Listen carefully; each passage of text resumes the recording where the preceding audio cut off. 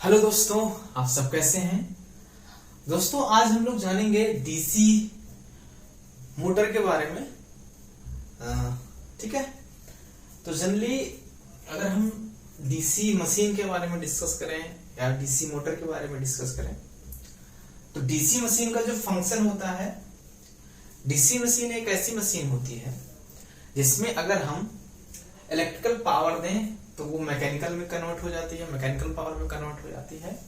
और अगर हम मैकेनिकल पावर दें तो वो इलेक्ट्रिकल पावर में कन्वर्ट हो जाती है। ठीक है, अगर हम इधर से इलेक्ट्रिकल पावर दें तो मैकेनिकल पावर में हमको मिल जाएगा, और अगर हम मैकेनिकल पावर दे रहे हैं तो वो इलेक्ट्रिकल पावर में कन्वर्ट कर देता है। That is DC machine. DC machine के दो टाइप्स होते हैं डीसी मशीन में। जैसे फर्स्ट ये है, एक डीसी मोटर है, दूसरा होता है डीसी जनरेटर। डीसी मोटर में क्या है कि हम क्या करते हैं, इलेक्ट्रिकल पावर देते हैं और वो कन्वर्ट हो जाता है मैकेनिकल पावर में, मैकेनिकल एनर्जी में कन्वर्ट हो जाता है। और हमारा जो डीसी जनरेटर है उसमें हम क्या करते हैं, मैकेनिकल पावर देते हैं और वो कन्वर्ट हो जाता है इलेक्ट्रिकल पावर में, दैट मींस इलेक्ट्रिकल एनर्जी में। ठीक है, तो हम लोग अभी क्या पढ़ रहे हैं, डीसी मोटर। दैट मींस इसमें हम क्या करते हैं, इलेक्ट्रिकल पावर देते हैं और वो कन्वर्ट हो जाता है मैकेनिकल पावर में। ठीक है, एक सबसे इजी क्वेश्चन है जो कि जनरली एग्जाम में पूछता है कि डीसी मोटर किस थंब रूल पे काम करता है। थंब जो रूल है वो दो टाइप का है, Fleming right hand law, Fleming's left hand law. ठीक है, जो फ्लेमिंग साहब हैं वो जो उनका लेफ्ट हैंड रूल है, एक राइट हैंड रूल है। तो मोटर जो काम करता है, याद करने का सबसे सिंपल तरीका है, मोटर में हम देख रहे हैं हमको ज्यादा पावर नहीं लगानी पड़ रही है, हम बस जनरली इलेक्ट्रिकल पावर दे रहे हैं। तो हम इस तरह से याद कर सकते हैं कि बाएं हाथ से अगर हमें किसी चीज को ऑपरेट करना है, जैसे कोई स्विच है उसको ऑन करना है तो हमको कम पावर चाहिए, हम गए स्विच को ऑन कर दिए। ठीक है, गए हम बाएं हाथ से स्विच को ऑन कर दिए और हमारा मोटर चल गया। तो इसको इस तरह से याद कर सकते हैं कि मोटर्स के लिए फ्लेमिंग के बाएं हाथ का नियम, जो बाएं हाथ का रूल है, लेफ्ट हैंड लॉ जो है फ्लेमिंग साहब का, वो वर्क करता है, ये लेफ्ट वाला। ठीक है, क्योंकि इसमें क्या है, हमको ज्यादा पावर नहीं लगानी है, हम गए मोटर की स्विच को ऑन कर दिए और हमारी मोटर चल गई। दैट मीन्स याद करने का सबसे सिंपल तरीका है, इसमें कोई हमको पावर ऐसे नहीं लग रहा है। ठीक है, फिजिकल पावर ऐसे नहीं लग रहा है इसको ऑन करने के लिए, हम गए ऑन किए और हमारा मोटर चल गया। दैट मीन्स जो डीसी मोटर है हमारा वो फ्लेमिंग लेफ्ट हैंड लॉ पे काम करती है। ठीक है, लॉ हम बताएंगे, लेफ्ट हैंड रूल जो है, राइट हैंड रूल। ठीक है, ये दोनों हम बताएंगे फ्लेमिंग साहब के। और अब हम आ जाते हैं डीसी जनरेटर पे। डीसी जनरेटर पे जनरली हम क्या करते हैं, एक मैकेनिकल पावर देते हैं। मैकेनिकल पावर जैसे कोई भी इंजन लगा होता है, मैकेनिकल इंजन लगा होता है, तो जनरली अब तो ऑटो टाइप के आ गए हैं डीसी जनरेटर। जो बड़े बड़े जनरेटर होते हैं वो ऑटो टाइप के होते हैं। उसमें क्या होता है कि हम पावर को ऑन करते ही, एक उसमें भी जनरली एक स्विच हम ऑन करते हैं तो क्या है, बैटरी के थ्रू एक उसको मैकेनिकल पावर जाता है, एक स्टार्टर जाता है, उसके इंपेलर को घुमा देता है और ऐसे हमारा डीजी स्टार्ट हो जाता है। ठीक है, तो डीसी जनरेटर में अगर हम छोटे जनरेटर की बात करें तो उसमें हम एक मैकेनिकल पावर देते हैं। दैट मीन्स उसमें हम पावर देते हैं खूब, हैंडल से जो उसका इंजन है उसको स्टार्ट करते हैं। ठीक है, उसमें हमको ज्यादा फिजिकल पावर की जरूरत होती है उसको जब हम ऑन करते हैं। ठीक है, देखे होंगे गांव में। तो डीसी जनरेटर के लिए फ्लेमिंग के दाएं हाथ का नियम वर्क करता है। ठीक है, क्योंकि इसमें हमको ज्यादा फिजिकल पावर लग रहा है उस इंजन को स्टार्ट करने में, क्योंकि वो जब इंजन स्टार्ट होगा तभी वो डायनेमो को या उसको बोल रहे हम अल्टरनेटर को, वो इंजन घुमाएगा और तभी इलेक्ट्रिसिटी जनरेट होगी। ठीक है, तो सिंपल सा क्या है कि डीसी जनरेटर में दाएं हाथ का रूल काम करता है, फ्लेमिंग के दाएं हाथ का नियम काम करता है, क्योंकि इसमें हमको ज्यादा फिजिकल पावर लगाना पड़ रहा है, ठीक है। और डीसी मोटर में फ्लेमिंग साहब के बाएं हाथ का नियम काम करता है, क्योंकि इसमें हम सिंपल सा क्या गए, स्विच को ऑन कर दिए, इसमें कोई ऐसा मैकेनिकल फिजिकल पावर नहीं लग रहा है और हमारा काम बन जा रहा है, ठीक है। तो अभी हम डीसी मोटर के बारे में जानते हैं, ठीक है। डीसी मोटर में हम लोग क्या अभी पढ़े कि डीसी मोटर क्या करता है, एक हम क्या देते हैं, इलेक्ट्रिकल पावर देते हैं, इलेक्ट्रिकल पावर देते हैं, ठीक है। इलेक्ट्रिकल पावर दिए, इसको वो क्या किया, कन्वर्ट कर दिया, कन्वर्ट कर दिया किसमें, मैकेनिकल पावर में, मैकेनिकल पावर, ठीक है। डीसी मोटर में क्या होता है, हम इलेक्ट्रिकल पावर देते हैं और वो कन्वर्ट कर देता है मैकेनिकल पावर में, that is called DC motor, ठीक है। अब डीसी मोटर में क्या है, एक तो ये हो गया, एक नंबर का क्वेश्चन ये पूछता है कि डीसी मोटर क्या करता है, मैकेनिकल पावर को इलेक्ट्रिकल में करेगा, इलेक्ट्रिकल पावर को मैकेनिकल में करेगा, ठीक है। तो एक तो सिंपल सा है, लेकिन ये भी क्वेश्चन में आता है, एक तो ये हो गया। दूसरा, ये किस रूल पे काम करता है, तो ये लेफ्ट हैंड रूल पे काम करता है, जो फ्लेमिंग साहब है, left hand rule of Fleming law, ठीक है। Left hand rule of Fleming law, ठीक है।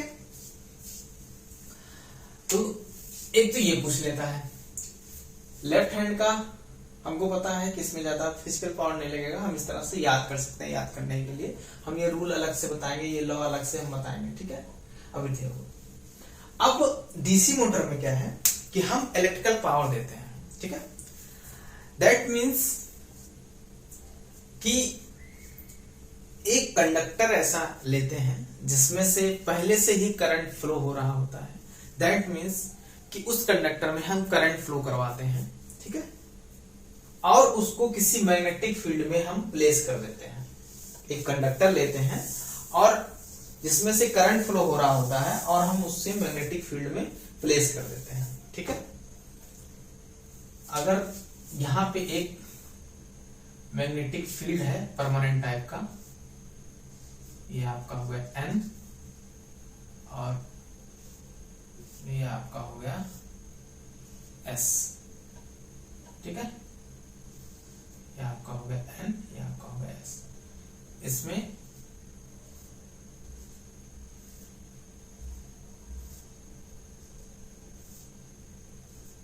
जो मैग्नेटिक लाइन है, चुंबकीय रेखाएं हैं, वो इस तरह से जा रही हैं, ठीक है। एक परमानेंट मैग्नेट ले लिए, एक कंडीशन ये है कि परमानेंट मैग्नेट है, ठीक है, इसमें चुंबकीय बल रेखाएं नॉर्थ टू साउथ जा रही हैं, इसमें कोई कंडक्टर प्लेस नहीं है, ठीक है। अब एक दूसरा, फर्स्ट कंडीशन ये हुआ हमारा।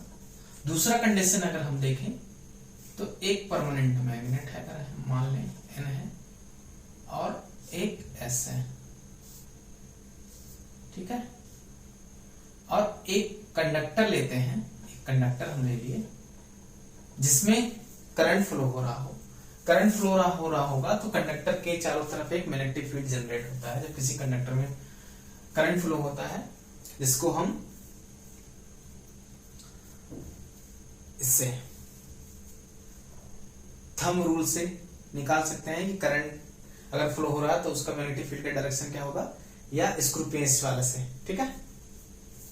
तो अब एक मैग्नेटिक फील्ड है, लेकिन इसमें मैग्नेटिक फील्ड जो है एक प्रकार से मान लो डेड अगर पड़ी है तो चुंबकीय बल रेखाएं इसमें नॉर्थ टू साउथ नहीं जाएगी, लेकिन कंडक्टर है जिसमें ऑलरेडी करंट फ्लो हो रहा है, तो इसमें क्या है कि जो इसका मैग्नेटिक फील्ड होगा वो सपोज दैट उसका डायरेक्शन अगर ऐसे है, ठीक है, तब भी इसमें कुछ नहीं, हम देखेंगे इसमें कुछ नहीं हो रहा है।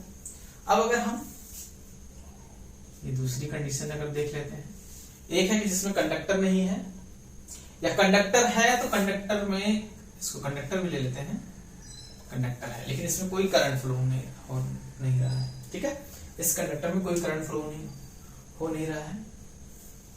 दूसरा हम कंडीशन लिए कि कंडक्टर है जिसमें करंट फ्लो हो रहा है, लेकिन मैग्नेटिक फील्ड जो है परमानेंट मैग्नेट का वो डेड पड़ा हुआ है, नॉर्थ टू साउथ कोई भी मैग्नेटिक फील्ड नहीं जा रही है। तीसरी कंडीशन अगर हम देखें, नॉर्थ है और ये हमारा साउथ है। ठीक है, नॉर्थ है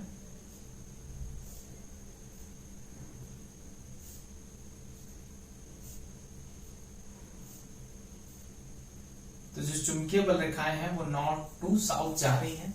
ठीक है, और जो कंडक्टर है उसमें भी करंट फ्लो हो रहा है। ये जो कंडक्टर है इसमें भी करंट फ्लो हो रहा है, और इसमें भी अगर करंट फ्लो हो रहा है तो इसका खुद का जो मैग्नेटिक फील्ड है वो जनरेट हो रहा है। तो इसका खुद का मैग्नेटिक फील्ड हम ऐसे जान लें, उसका डायरेक्शन ऐसे है, ऐसे है, ऐसे। ठीक है, अब इस समय हम ये देखेंगे, इस समय देखेंगे कि इस कंडक्टर का जो मैग्नेटिक फील्ड यहां पे है उसका डायरेक्शन क्या है। अगर हम इधर मान लें ये नॉर्थ पोल है, साउथ पोल है, तो उसका डायरेक्शन क्या है, नॉर्थ टू साउथ ऐसे जा रहा है। ऊपर वाला जो है वो साउथ टू नॉर्थ जा रहा है। ये कंडक्टर का हम देख रहे हैं कि यहां वाला जो मैग्नेटिक फील्ड है, ये इसके मैग्नेटिक फील्ड ये दोनों एक डायरेक्शन में है। तो अगर ऐसे ले एक डायरेक्शन में है, यहां देख रहे हैं कि ये एक दूसरे के अपोजिट डायरेक्शन में है।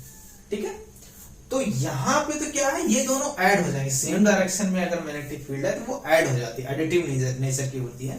दैट मीन्स यहां पे क्या है, मैक्सिमम फ्लक्स होगा, लेकिन यहां पे फ्लक्स क्या है, वीक हो जाएगा। यहां पे फ्लक्स क्या है, वीक हो जाएगा। अब जो इसकी प्रॉपर्टी होती है, जो हम पढ़े हैं कि when a current carrying conductor place in a magnetic field, मतलब कोई ऐसा कंडक्टर हो जिसमें करंट फ्लो हो रहा हो, वो किसी मैग्नेटिक फील्ड में अगर हम प्लेस करें तब क्या होगा, उस कंडक्टर के ऊपर एक बल कार्य करेगा। ठीक है, उस कंडक्टर के ऊपर एक बल कार्य करेगा। वो बल ऐसे कार्य करेगा कि जिधर देखेगा कि जिधर चुंबकीय बल रेखाएं जो मैग्नेटिक फ्लक्स है वो वीक है, वो क्या करेगा, उस कंडक्टर को उधर की तरफ ढकेलेगा। यहां पे क्या है, यहां देख रहे हैं दोनों अपोजिट में हैं, तो डेट मीन्स जो कंडक्टर है वो इधर की तरफ इसको ढकेले, बल इधर कार्य करेगा। एफ इक्वल टू जो बल कार्य करेगा वो क्या होगा, आई बी एल साइन थीटा। ठीक है, जो बल है वो यहां पे वीक होगा तो बल ऊपर की तरफ काम करेगा। ठीक है, तो क्या है, कंडक्टर मेरा जो कंडक्टर है वो घूम जाएगा। ठीक है, जैसे मेरा कंडक्टर ये घूमा। ठीक है, अब दूसरी कंडीशन हम एक और देख लेते हैं।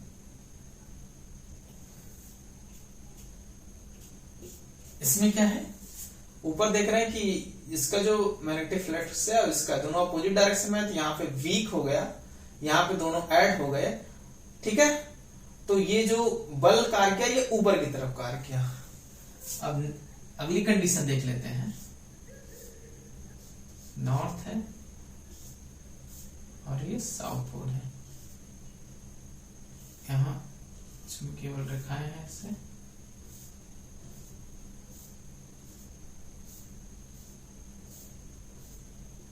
ठीक है, इसमें क्या है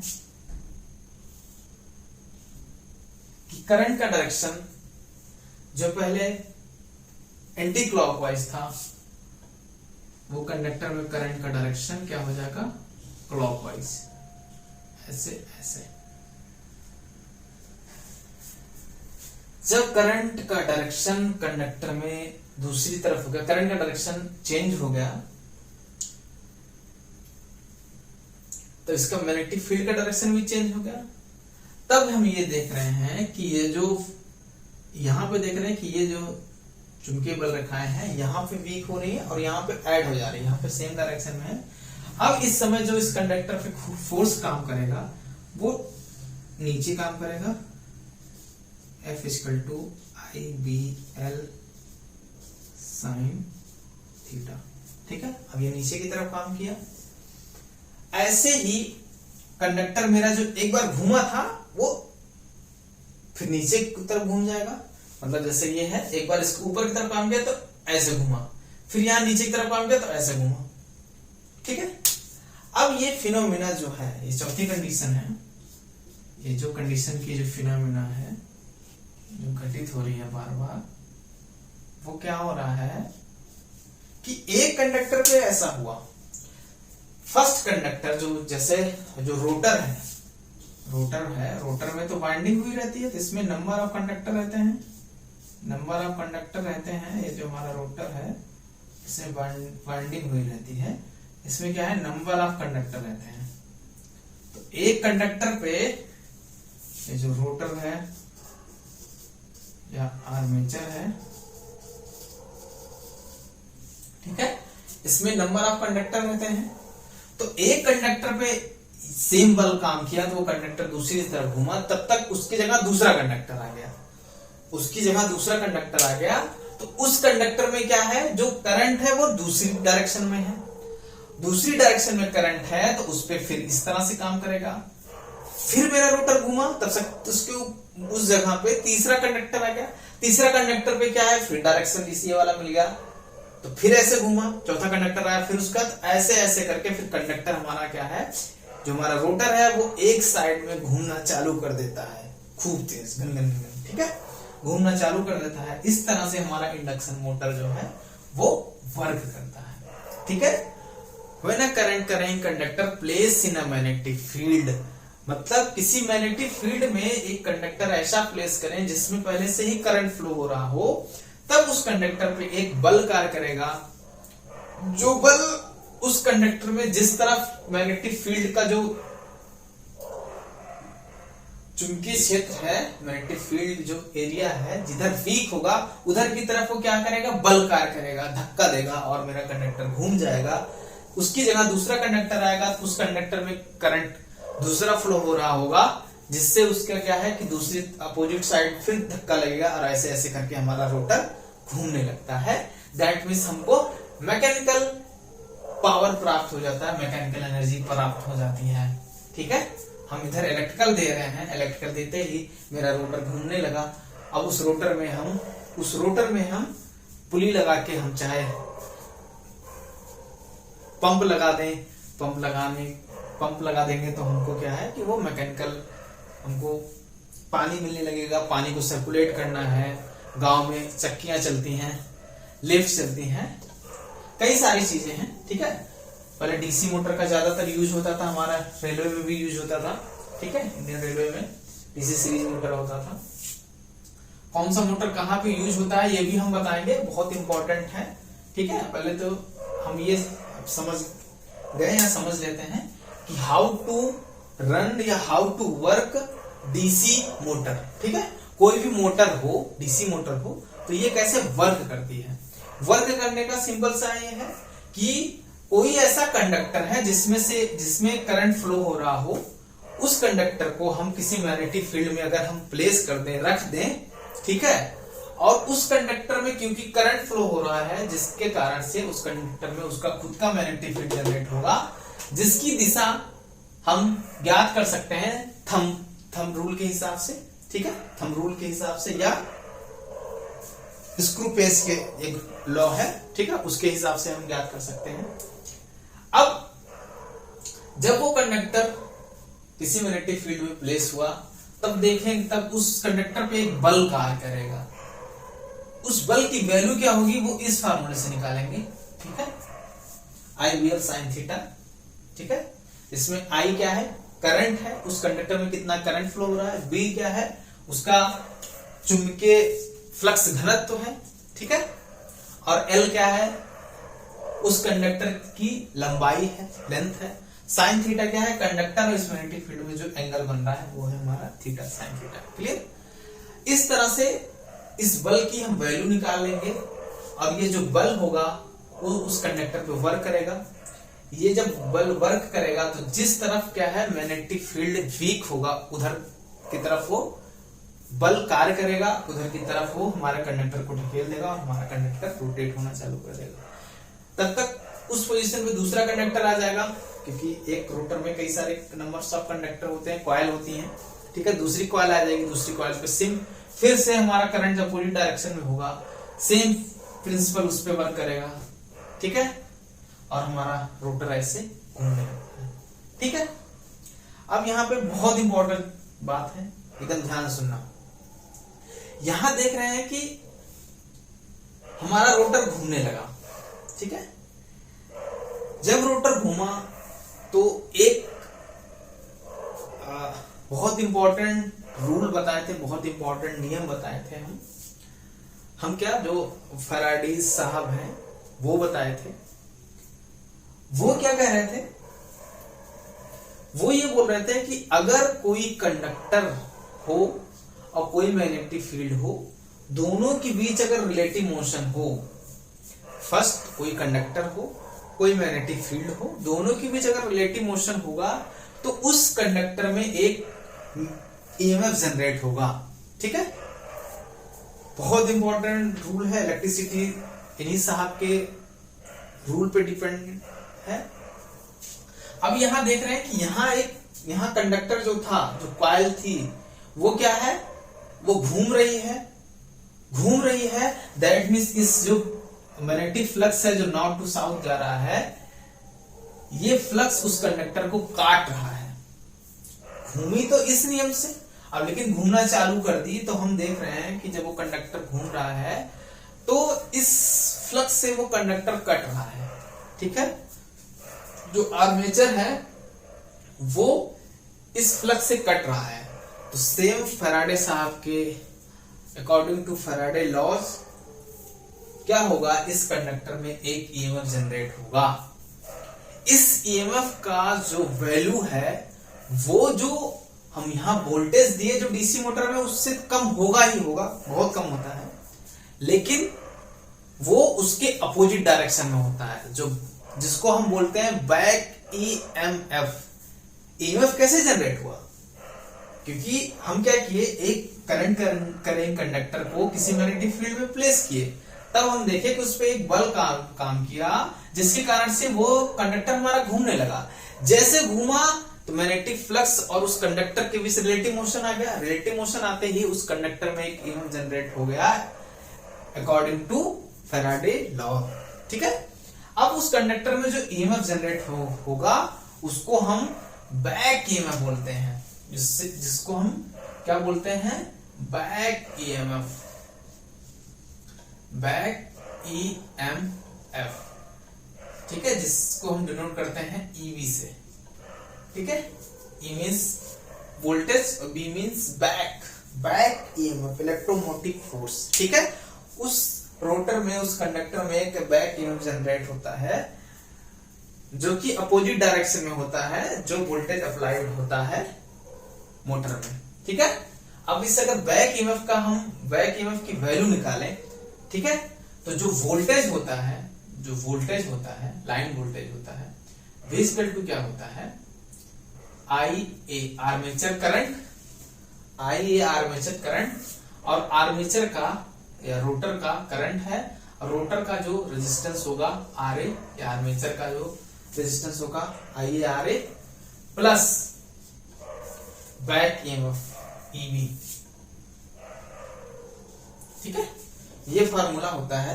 अब यहां से हम EV इक्वल टू अगर निकालेंगे तो EV इक्वल टू होगा V minus IARA, EV equal to होगा V माइनस IARA, ठीक है।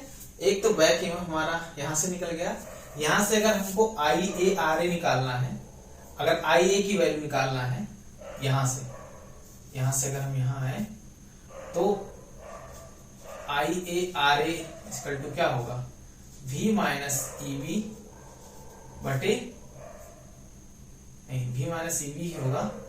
नेक्स्ट की तरफ अगर हम बढ़े तो आई ए इक्वल टू होगा V माइनस ईबी बटे आर ए। ठीक है, आई ए इक्वल टू क्या होगा, V माइनस ईबी बटे आर ए। ठीक है, अब बैक ईएमएफ का जो फार्मूला निकल के आया वो V minus I A R ए।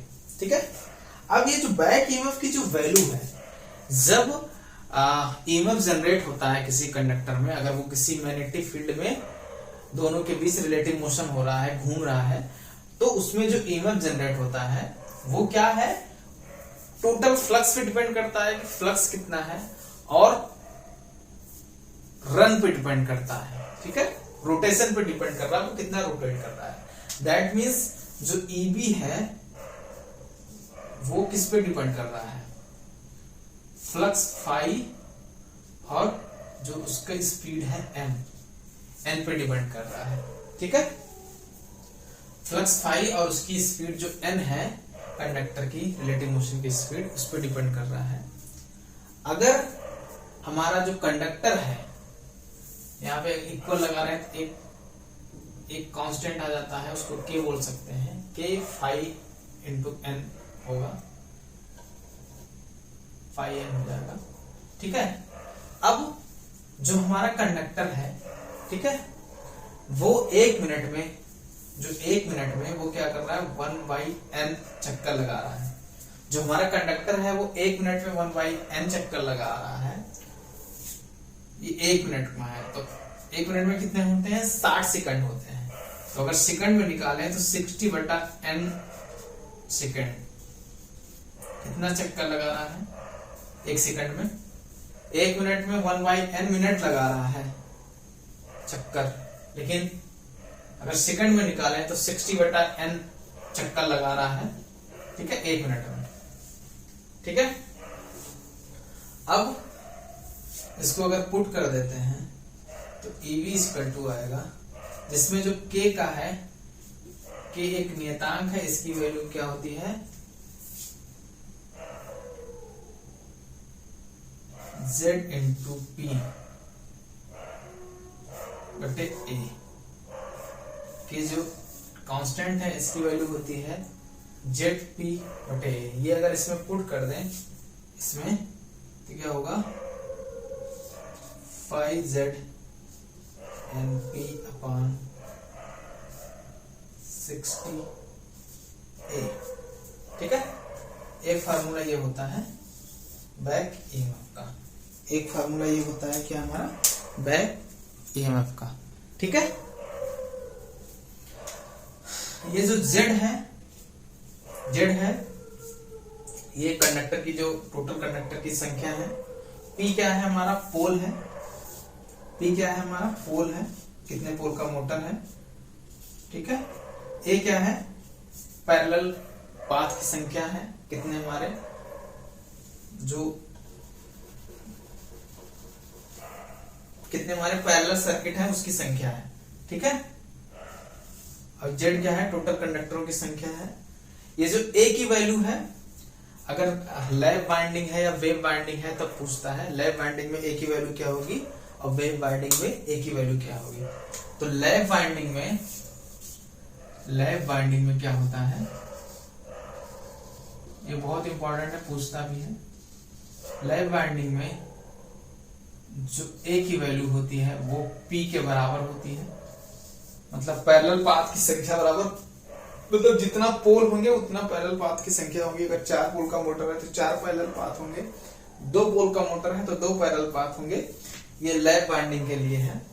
और लैप वाइंडिंग की जो कैपेसिटी होती है ये भी पूछता है कंपटीशन में। लैप वाइंडिंग होता है लो वोल्टेज हाई करंट के लिए डिजाइन होता है। लो वोल्टेज हाई करंट के लिए इसमें पैरेलल पाथ की संख्या पोल की संख्या के बराबर होता है। जो वेव वाइंडिंग है वेव बाइंडिंग है,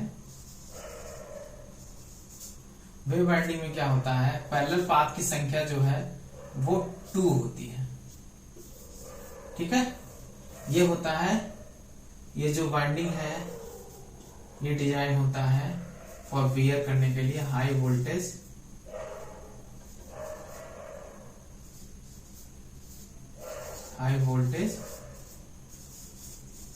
लो करंट के लिए।